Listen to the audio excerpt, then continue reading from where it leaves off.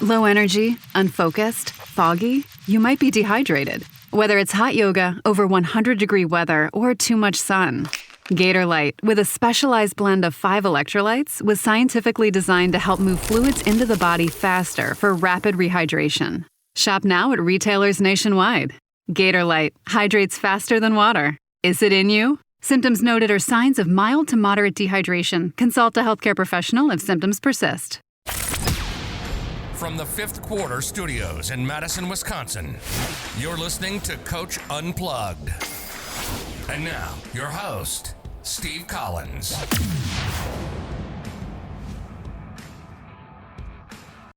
Hey everybody, welcome to Coach Unplugged, episode 672. Today we're going to talk to a teachhoops.com member about building a youth program. But before we dive into that, I'd like to give a big shout out to 2 sponsors. First of all, Dr. Dish, the #1 shooting machine on the market. Go over and check them out. With all of us kind of hopefully heading back to school with social distancing, I can't imagine a better resource for all of you to work on have your players work on their game and social distance. Go over and check it out. Mention Coach Unplugged. They'll give you $350 off your next purchase. Also, go over and check out teachhoops.com for coaches who want to get better. Prices are going to be increasing. We're adding so much content over the next month. We're setting up a roadmap for coaches to kind of walk them through what they need, preseason, postseason, all those kind of things. We're adding resources, we're adding courses, we're adding all sorts of stuff. So if you want to jump in, now is the time to do that over at teachhoops.com for still a 14-day free trial. So go over and check that out. Also, we are looking for podcast producers. If you'd like to become part of the Coach Market media group and join one of our 3 podcasts in our media group, let me know. Come on over and join us. Let me know, and you can email me at steve@teachhoops.com. All right, let's head off to the podcast. All right, so tell me all the questions you have. I'm sure there's lots of them. There is. They've been building. Okay. So I really have more questions about obviously non-basketball stuff and more of like the youth program and exactly like when you first started. So like I think their youth program is pretty bad right now, everything I can find. So I guess how did you really get that started, and what were like the first steps that you took? So we initially associated ours with our YMCA because we couldn't get gym space. Okay. Gym space is always an issue. You have to, because you need other space other than the high school to be able to run a good youth program. So you need elementaries, middle schools, community centers, whatever. So that's the first place we started. So we started with the Y, and they kind of ran it initially so we could get it off the ground, try to get at least 1 or 2 teams at each age level. And then, I would say about 5 or 6 years ago, we kind of split from the Y because we weren't getting what we needed from them. And then we started our own 501c, which we have a board and we have parents, and we put the girls and boys programs together under one big, huge umbrella. So, and our athletic director is like the president, and it works really well. Gym space is the biggest one. I'm not sure how your school district works, but it seems like it's always hard to get gym time in the winter. The school I'm currently at, it's definitely hard. I don't know how exactly works there. They do seem to have they have a nice website, the youth club and everything like that. Okay. So it's definitely there. I'm not sure about the gym space though. And how many? And are they boys and girls separate, or are they together? They're separate. Okay. And then how many could you figure out how many teams at each age level? 1 team it looked like at each level, and they seem a little low. Okay. That does. And what's Menasha's high school enrollment? They're about 1,000. So they're D2. Yeah. Yeah. I would think you'd want 2. I mean, at our good levels, we have 4, especially the younger ones. Mm-hmm. And then as they climb, then we kind of start separating a little. I want everybody playing all the way through 8th grade because you never know. The funny part, Daryl Willis, who played for Wichita State this year, just walked in my room 7th hour today. It was hilarious.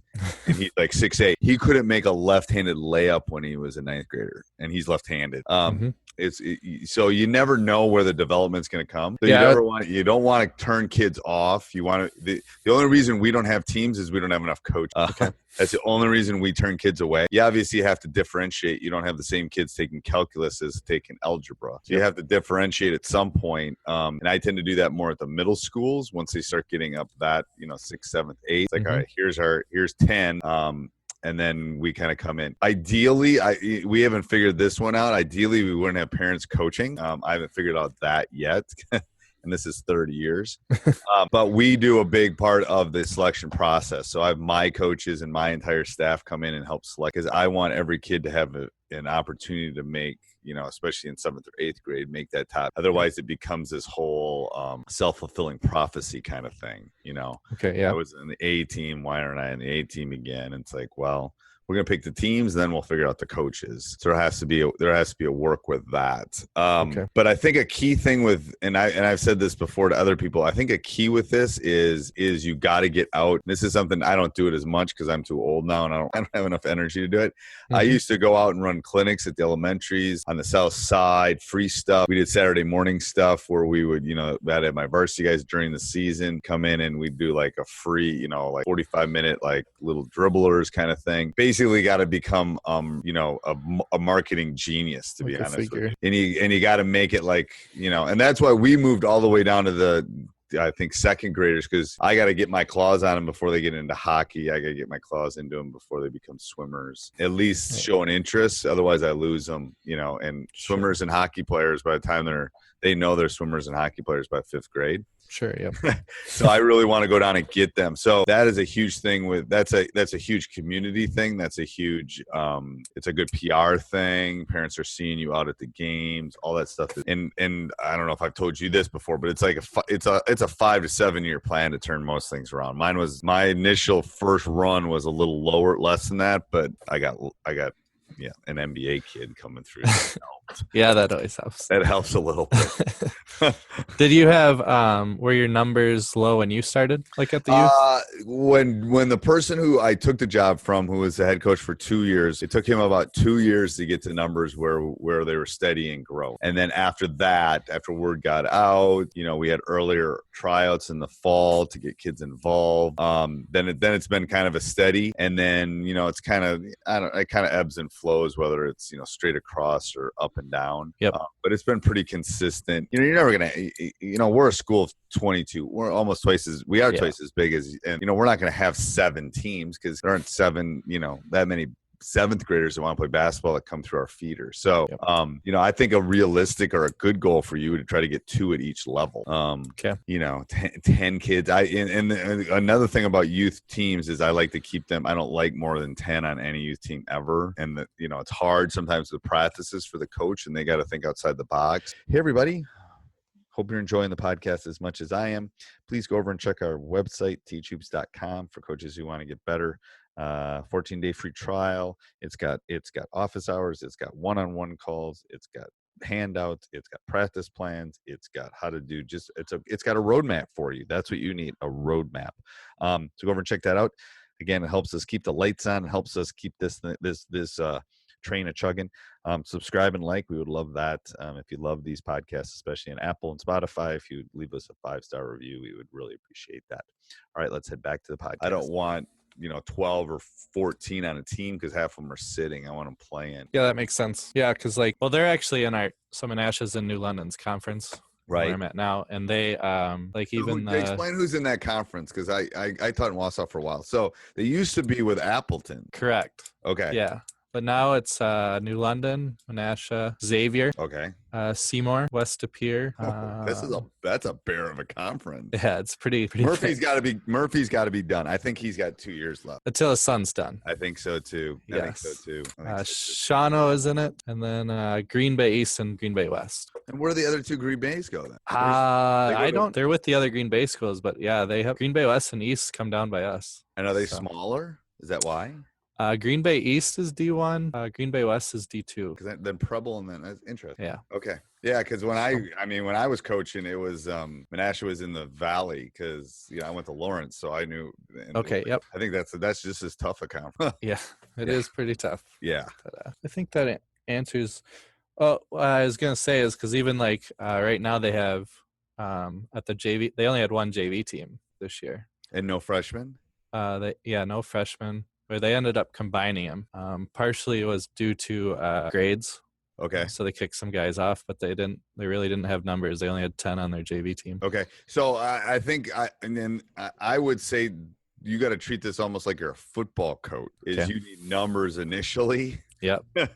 And then you can worry about, self-cutting and all that kind of stuff. Mm-hmm. You got to basically convince kids to come out. It's like kind of like our wrestling team. It's hard to get kids to come out wrestling for our school. You just got to get numbers. You just got to get numbers. You got to get kids out. Because they have a big football program, and they're really good at football. They're very good. So that's something I would ask in the interview process too. What's the working relationship between football and basketball? I've been lucky with mine, but if you don't have a good working, that can be like water and oil if that's not.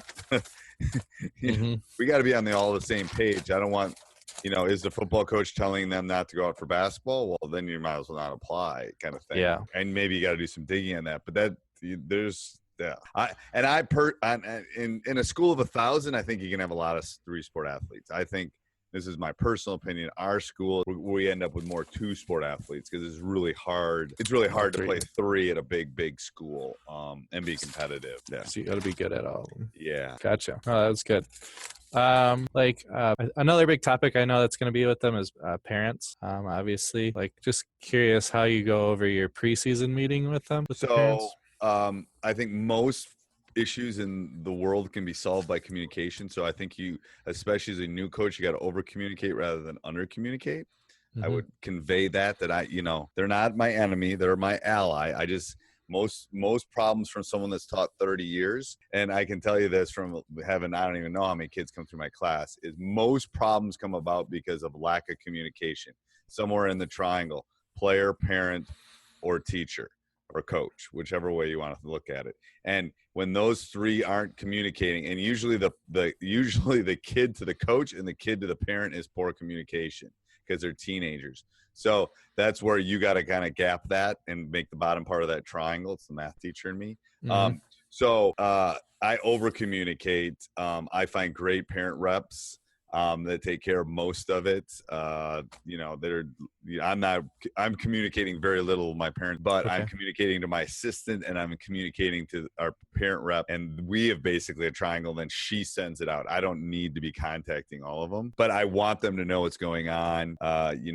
Here's what's happening. We're collecting money, all that kind of stuff. Going back to your initial question with the preseason meeting, I don't do those anymore. I used to. Again, and I would recommend everybody that's starting to definitely do a preseason meeting. I'm just not gonna, because I'm too old, and if they fire me, I'll just go fishing.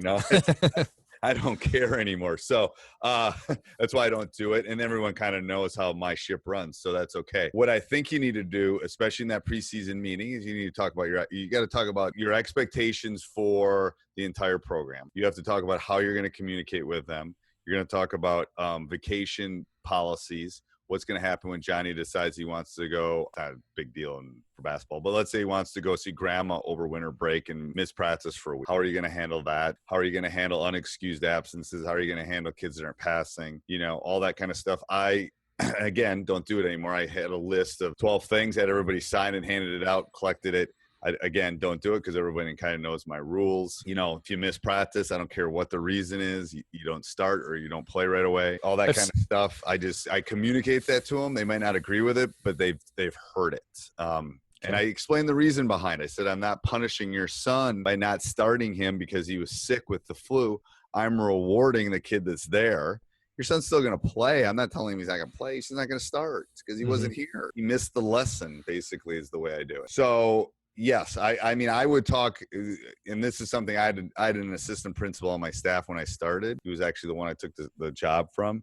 And we would always talk about, okay, here's my thoughts on, my rules for the year. I tried to simplify them down to 10 or 12, being time, all that kind of stuff. And then we would tweak it as things kind of go along.